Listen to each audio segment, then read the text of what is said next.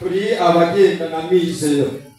Nyakubahwa Musenyeri, dufite ibyishimo kandi uyu munsi kuba tunazirikana kandi yubile y'imyaka 125 ivanjiri igeze mu Rwanda, aho tuzirikana insanganyamatsiko ivuga ngo turangamire Kristu w'isoko ya mizero, ubuvandimwe n'amahoro.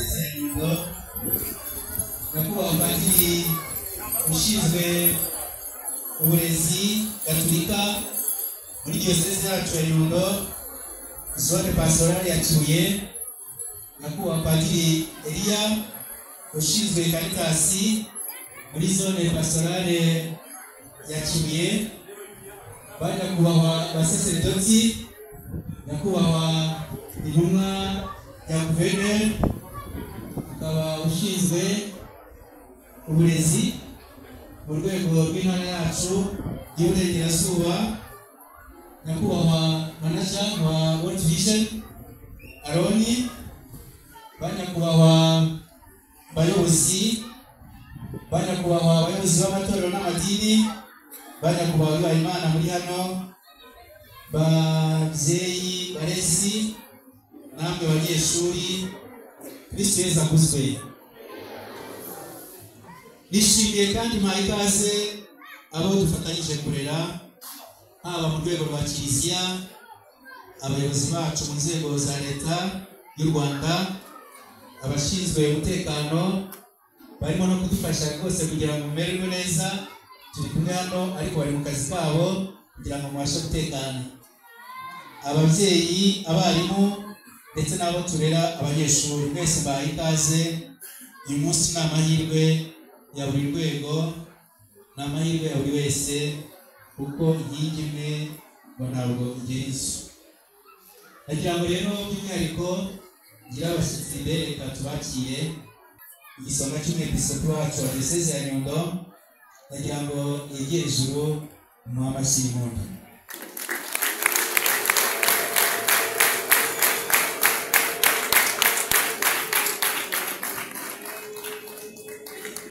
Nagira ngo nabereke padiri ushinzwe amashuri muri zone pastorale ya Kibuye muri diyoseze yacu, padiri Alfred, kugira ngo ahaguruke nawe mumwakire munamushimire.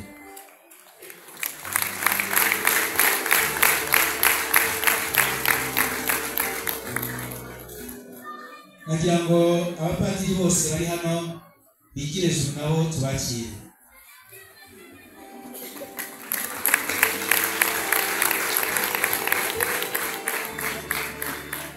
Hano turi kumwe n'ababikira nabo nagira ngo bigire ijuru nabo mubakire.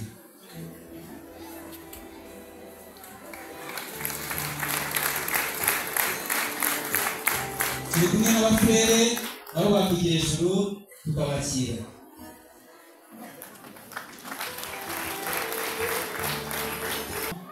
Nagira ngo sabe umushyitsi mukuru uhagarariye guverineri mu ntara y'uburengerazuba, akaba ashinzwe uburezi ku rwego rw'intara y'Iburengerazuba, tumwakire. Nabwo bwa mbere yaza hano, mwereke ko mwishimiye.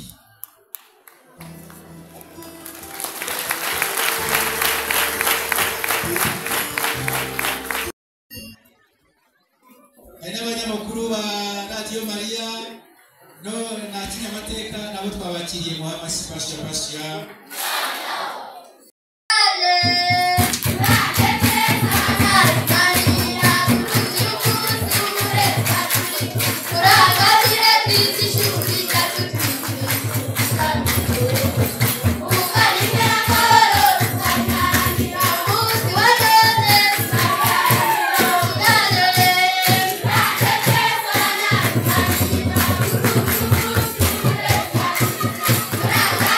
Thank you.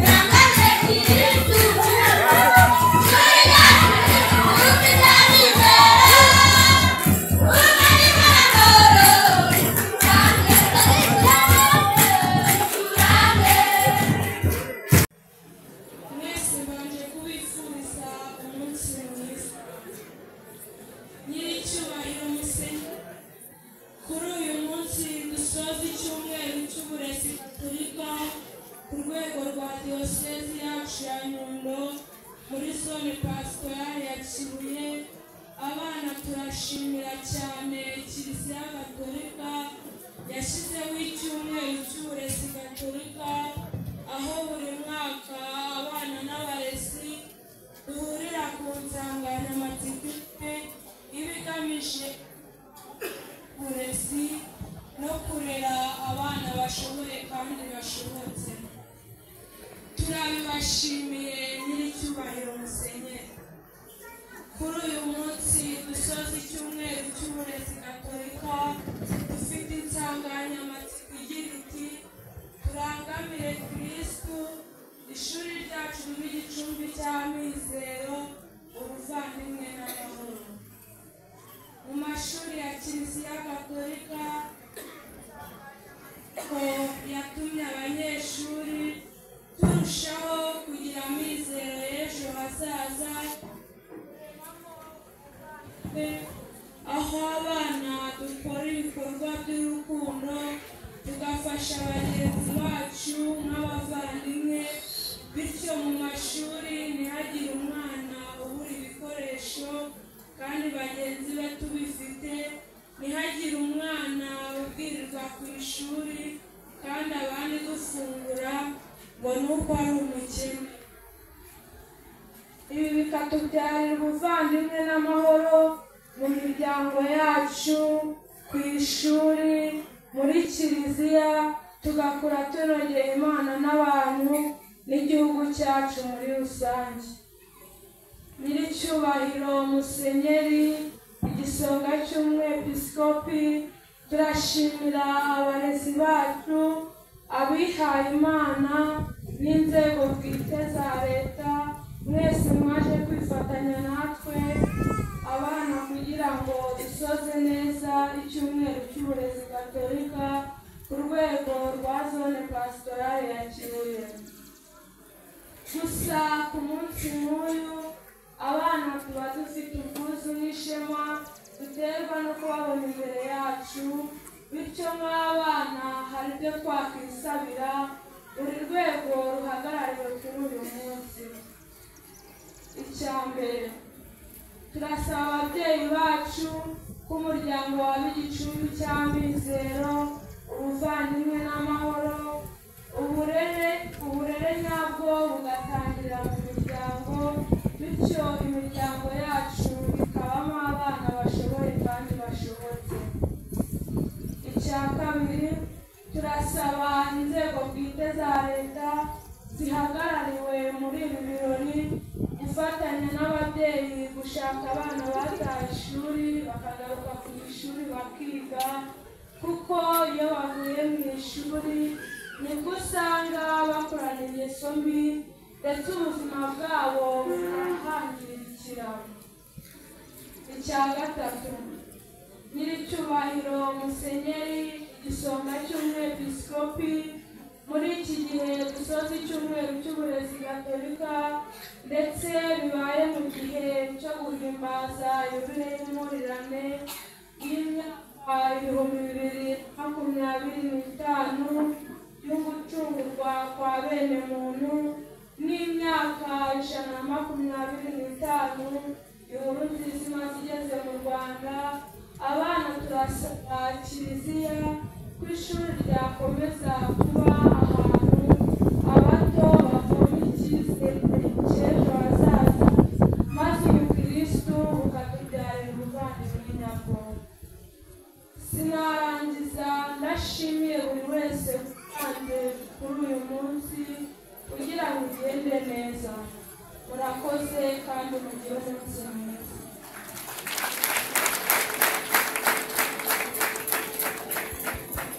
Arakoze umunyeshuri uduhagarariye nk'abanyeshuri ku ijambo ryiza aduhaye kandi atwibukiriza ababyeyi ko bagarura abana ku ishuri.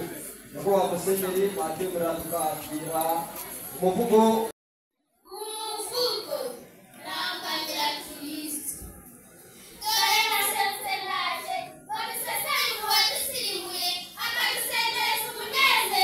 Tukaba tumusenga ubudasiba, none tutagira ubusenga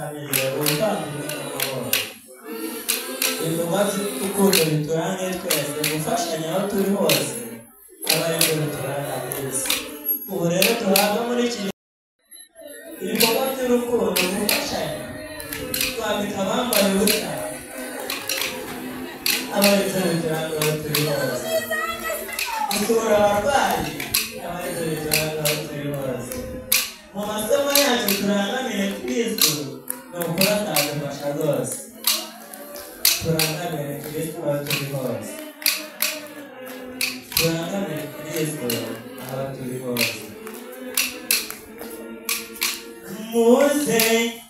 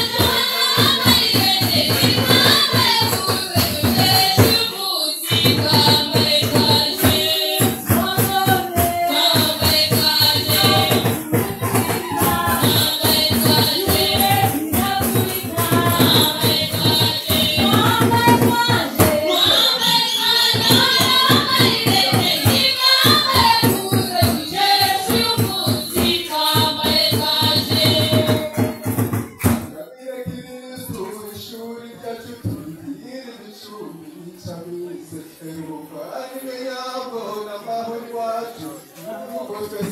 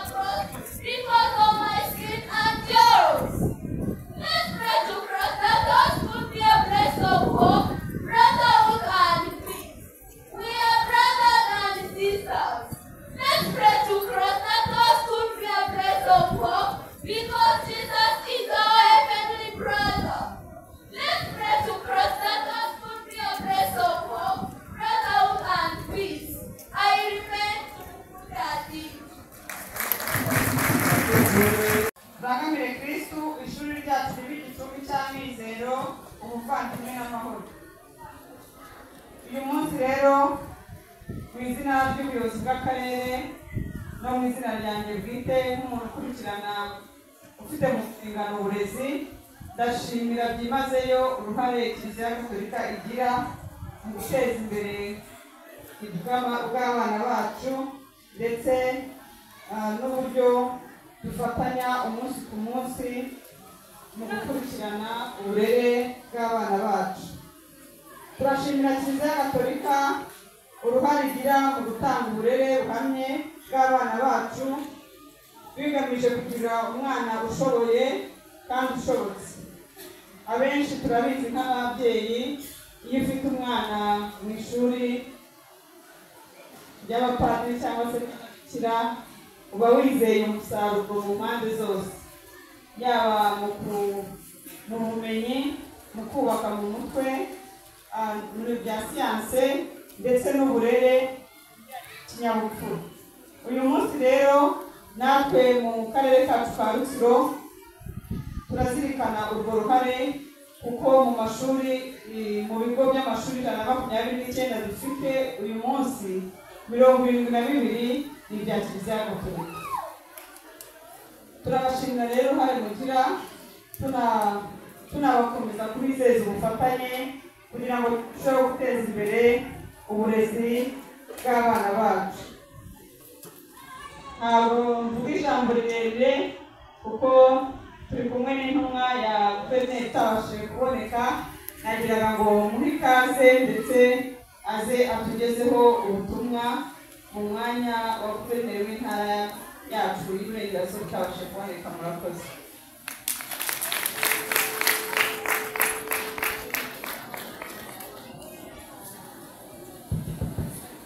Murakoze nyakubahwa Musenyeri Gisopi, nyakubahwa umuyobozi w'akarere w'ishimwe n'ubuyobozi bw'abaturage, banyakubahwa abayobozi mu nzego zitandukanye muteranira aha,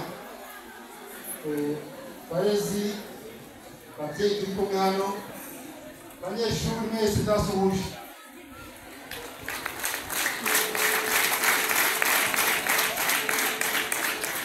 Muranyumva? Hanyuma muzamura ukuboko. Uyu munsi ni uwanyu, uyu muteranije hano, niyo mpamvu ntabwo tubabwiye mundeba, kandi nta mwana ushobora kongera kubona ari kugendagenda asakuriza abandi. Nyakubahwa Musenyeri, nagira ngo nyemerere yo kugira icyo bagezaho mbanze bashyize indamutso za nyakubahwa guverineri w'intara y'Iburengerazuba ahagarariye muri uyu mwanya, yambaye ngo basuhuze cyane kandi bashimire uruhare mutagwema kugaragariza leta mu gusengeramo tugaragariza ubuzima bw'aturere igihugu. No ku babyeyi babwiye ngo mukomereze aho, imihigo irakomeje. Icyumweru cya umunsi wo gusoza icyumweru cy'uburezi Gatolika, ariko nagira ngo kuba twakoze muri icyumweru amasomo twakuye atubere impamvu yo gukomeza igihe kiri imbere. Icyumweru kirasoje n'ibyo, ariko uburezi Gatolika burakomeje. Muranyumva? Nagira ngo akaya kanya na mbere banze ishime insanganyamatsiko ya turangamiye Kristo ishuri ryacu n'igicumbi cy'amizero ubuvandimwe n'amahoro. Iyi nsanganyamatsiko ijyanye cyane na gahunda ya leta yo guharanira ko ishuri riba igicumbi cy'amahoro. Ishuri rigomba kuba ahantu umwana agera akumva ko yishimye, akumva ko koko yaje kwiga. Ishuri rigomba kurinda umwana ihohoterwa iryo ari ryo ryose. Ishuri rigomba guha umwana ubumenyi bushingiye ku ndangagaciro za kimuntu, ariko cyane cyane z'Abanyarwanda. Niyo mpamvu ishimira cyane Kiliziya Gatolika diyoseze ya Nyundo kuri iyi nsanganyamatsiko yahisemo, kuko n'ubundi yunga muri gahunda ya leta yo gushimangira umutekano, uburezi budaheza uburezi kuri bose, ariko cyane cyane uburezi buri mwana wese yibonamo kandi akagiramo uruhare. Muri ntara y'Iburengerazuba diyoseze ya Nyundo iherereyemo hari imishinga tumaze kujyamo mu kurera igihugu, birimo imitsindire y'abana, birimo uruhare tumaze kubaka amashuri, birimo ubufatanye bugenda kwiyongera n'ibyo twababyeyi bitabira, ariko cyane cyane turacyafite urugendo turebye uburyo abana bitabira ishuri n'uburyo abana batsinda. Ubu tuvugana diyoseze ya Nyundo cyangwa y'Iburengerazuba muri rusange niyo ntara mu ntara y'umujyi wa Kigali dufite n'igihugu ifite umubare munini w'abana bata ishuri. Mubinyemereye nabagezaho impuzandengo ku rwego rw'igihugu abana bata ishuri.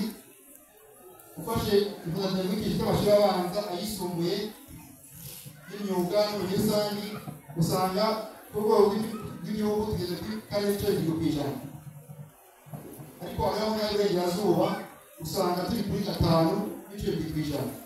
Ni ukuvuga ngo turengeje impuzandengo ku rwego rw'igihugu, mu rwego turi inyuma cyane. Dufite kandi n'ibyo kuko hari abandi bari hasi baba bakoze byinshi kugira ngo abana bafate ishuri. Ndagira ngo abayobozi muri hano, ababyeyi, abarimu n'abanyeshuri bose twongere imbaraga kugira ngo buri mwana wese ajye ku ishuri. Leta y'u itakoze kugira ngo buri mwana wese ajye mu ishuri, biba mubibona, ariko turacyafite abana babuze amahirwe yo kwiga, nkaho wagira ngo mbese kwiga ni impuhwe cyangwa ni ubushake bw'umubyeyi. Ntabwo ariko bimeze.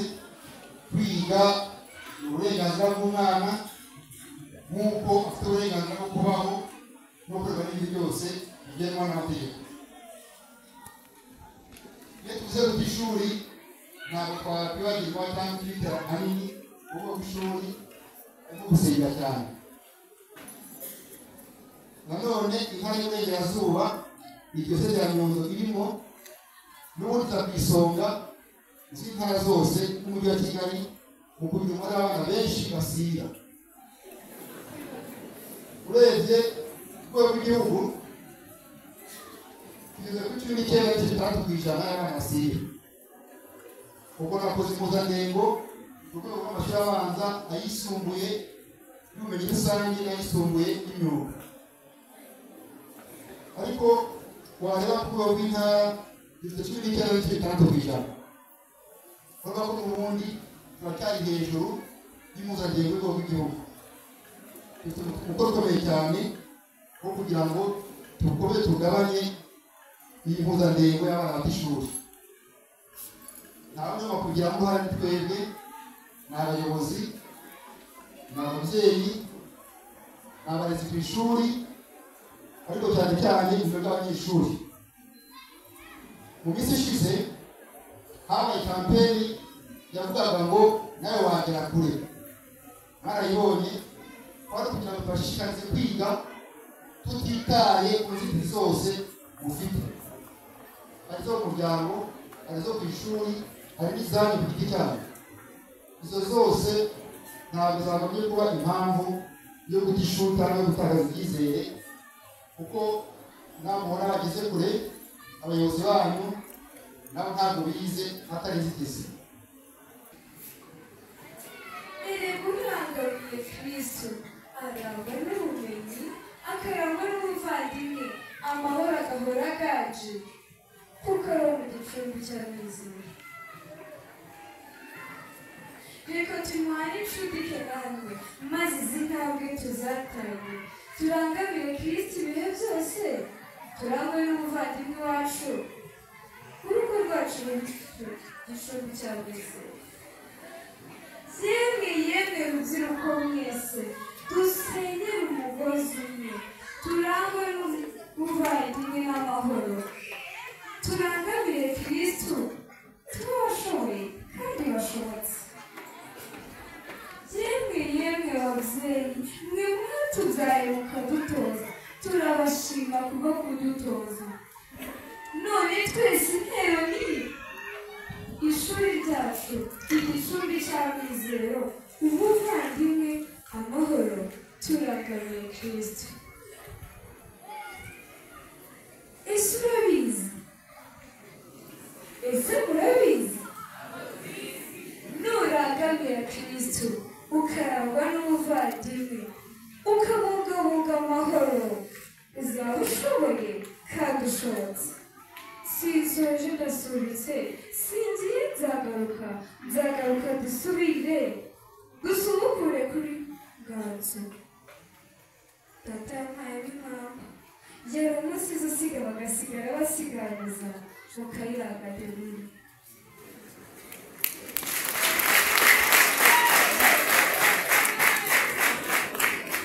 ishuri ryacu rirusheho kuba igicumbi cy'amizero n'amahoro dukorera neza shiti turabakunda dukorera neza turangamiye Kristo dukorera neza tubakumva nimwe dukorera neza abarezi bacu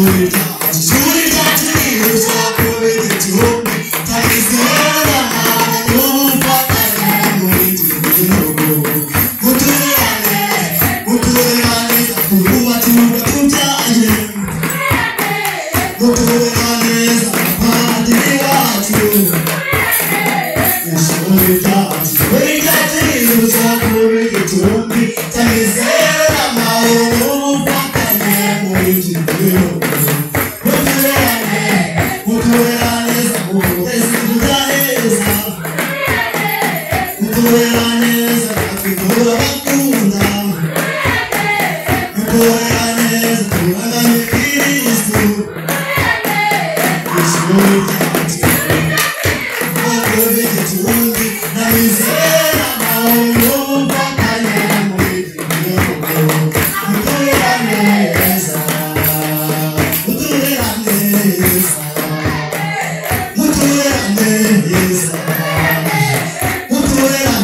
neza mutubera neza mutubera neza twiyubakira tubyaye mutubera neza turangamiye Kristu ishuri ryacu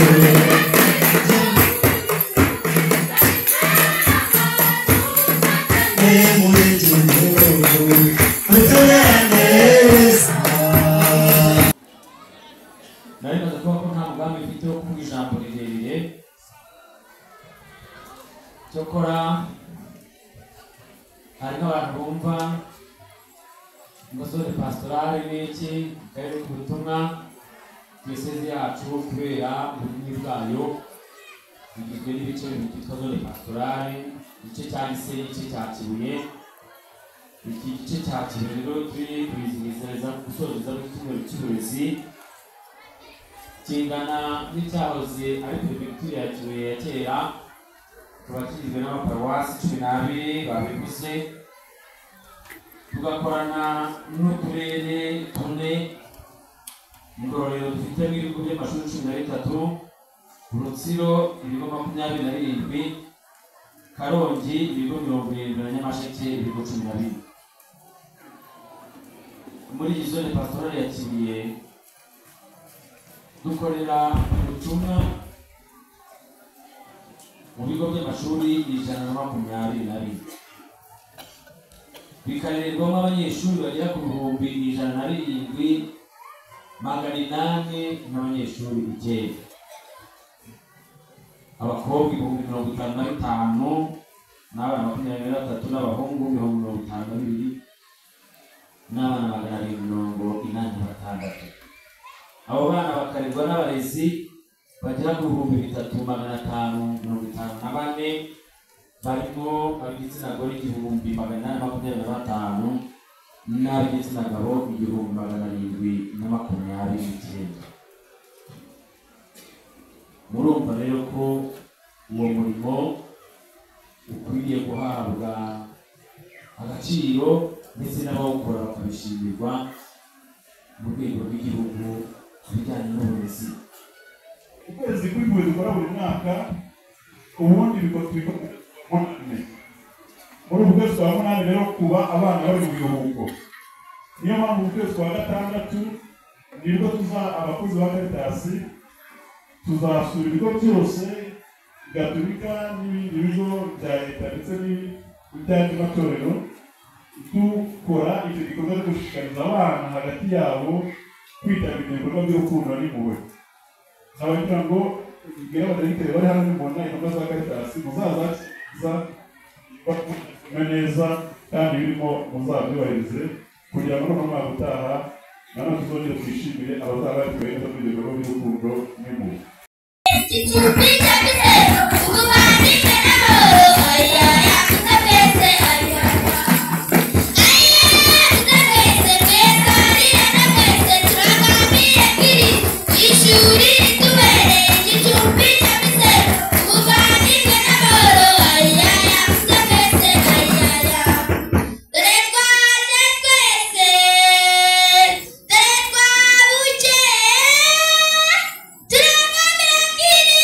Kristo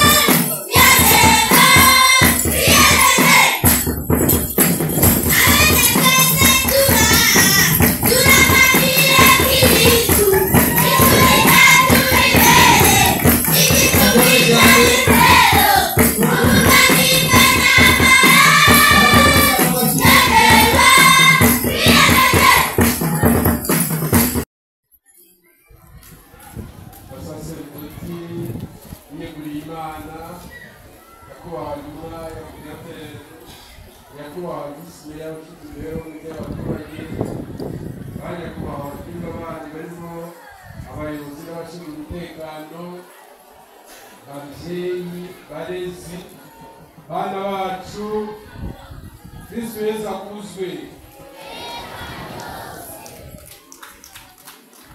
Ndashaka kubaramutsa kandi mu izina ryo mpagarariye icyubahiro Musenyeri Anaclet kumva neza, wari wifuje kuba yabana namwe ariko kubera ubundi butumwa arimo ntiyashoboye kuboneka, ariko yambwiye ngo mbabwire ngo nimugire amahoro.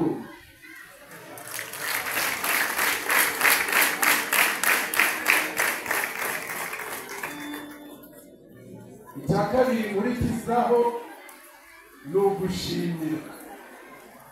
Ndashimira rwose ubuyobozi bw'amashuri gatolika muri diyoseze pastorale ya Kibuye ifatanije na Florence Fred Fongonini ukuntu bateguye ibi birori bya none, ariko ngashimira n'abantu banyuranye bandi babigizemo uruhare, abana batubyiniye, abatubwiye imivugo, abateye intebe, abacunze umutekano, mwese mwagiye uyu munsi uba mwiza, ndabashimiye.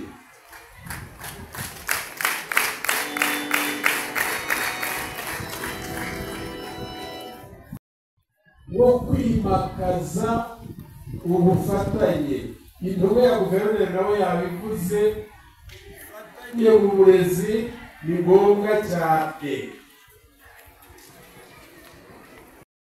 Mbere abana turafatanya kuko bagomba kugira uruhare mu bibakorerwa, kandi abana bakoze byinshi, banananijwe n'uko nyine mwazindutse, mukaba mwicaye ku zuba, mukaba mwateze amatwi, ariko twanafatanije mu gucengeza igitekerezo shingiro kiri muri iki cyumweru cy'uburezi, mushyigikira kurangamira Kristo, mushyigikira kubaka amizero, mushyigikira ubuvandimwe no kubaka amahoro.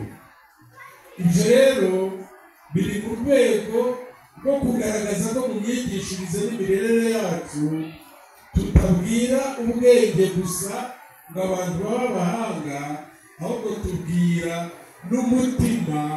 n'umutimanama kugira ngo bagire imyitwarire ituma bitwara neza, bakubaka igihugu cyiza, bakubaka kiliziya nziza, bakubaka n'isi nziza, kuko ntabwo tuzakorera ino gusa, n'abandi turabashinzwe kuko twese turi abavandimwe.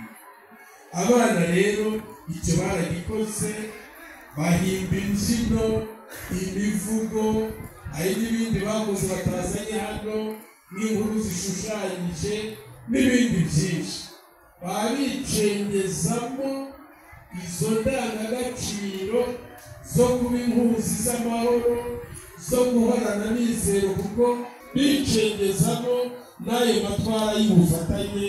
Kubera yuko dutegura iki cyumweru, ari abayobozi b'amashuri, ari abarimu bayo, ari ababana nyine, ari ababyeyi, ari n'abayobozi bo mu nzego bwite za leta, tuba dushaka gushyira hamwe kugira ngo twumve ko umurimo ndetse n'ababyeyi b'abana ntibibagiwe, tuba tugira ngo twese twitoze gushyira hamwe kugira ngo icyo gikorwa cy'ingirakamaro gishobore gutera imbere.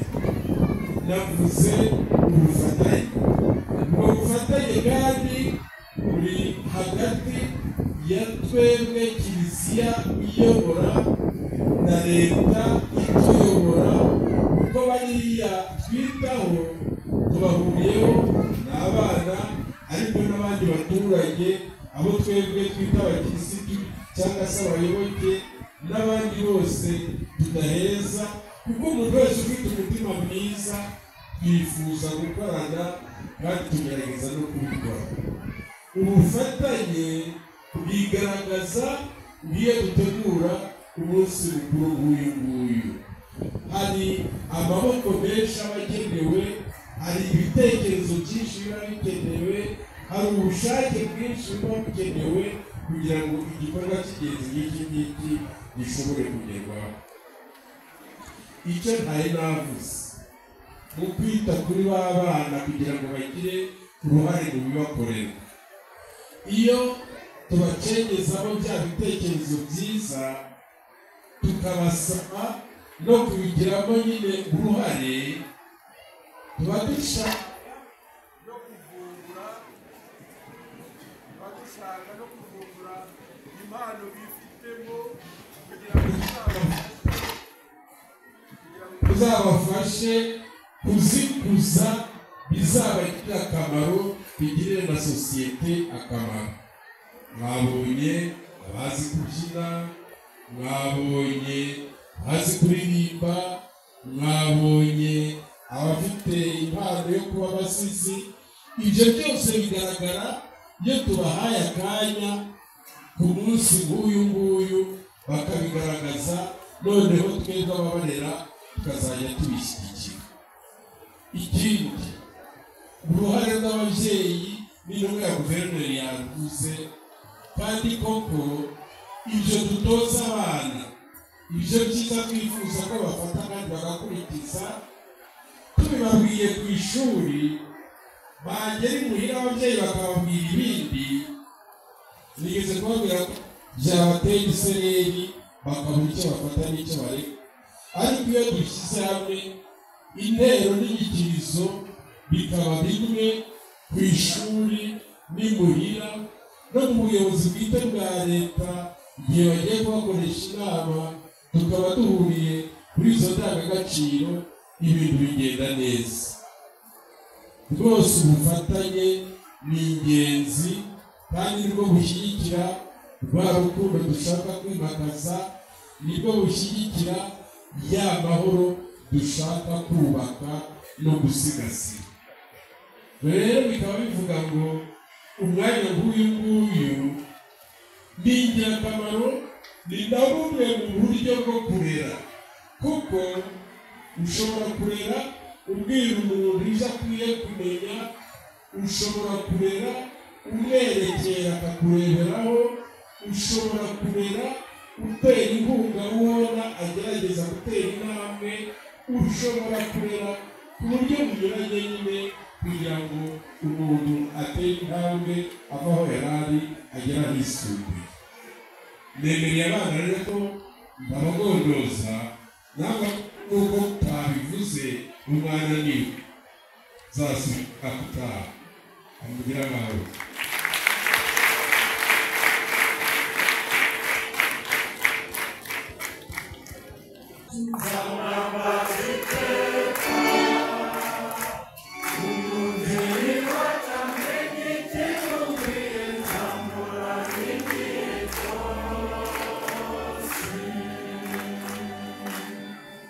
Nyagasani Yesu nabane namwe,